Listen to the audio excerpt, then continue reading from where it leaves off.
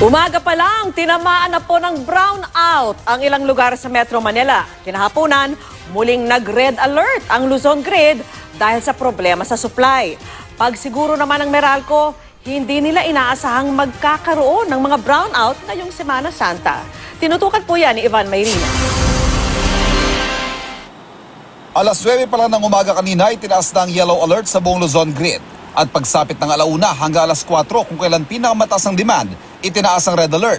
Manipis pa rin kasi ang supply ng kuryente sa Luzon Grid.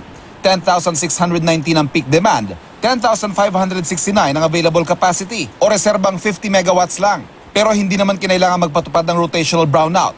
Pasado alas 3 kanina, binawi na ang red alert. Bagamat manipis yung reserba, meron ng reserba.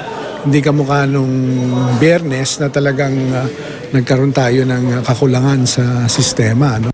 At dahil karaniwang bumababa ng hanggang 30% ang demand sa kuryente tuwing Semana Santa, siniguro ng Meralco na wala silang nakikitang malawakang brownout ngayong linggong ito. Kung meron man, ito raw ay para bigyan daan lang ang maintenance ng kanilang mga pasilidad.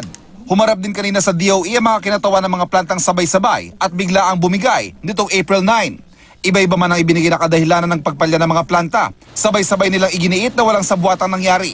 Kapag nagkakaroon kasi ng kakulangan sa supply, tumataas ang presyo ng kuryente sa Wholesale Electricity Spot Market, OSM. Only when the plant is running do generators actually make revenues, right? Because that's the only time we can sell our power to our consumers. No? It's really not in our best interest to have any of our units down because we lose revenues, we lose income. Sa loob ng linggong ito, ilang malalaking planta ang inaasahang magbabalik operasyon. Kabilang ang Sual Plant na pinakamalaki sa mga plantang pumalya na may 647 megawatts. Pero dahil sa halos araw-araw na yellow at red alert sa nakalipas na linggo, asahan na raw ang mas mataas na generation charge sa susunod din yung electric bill. We are also working doubly hard to deliver that power requirements sa inyo.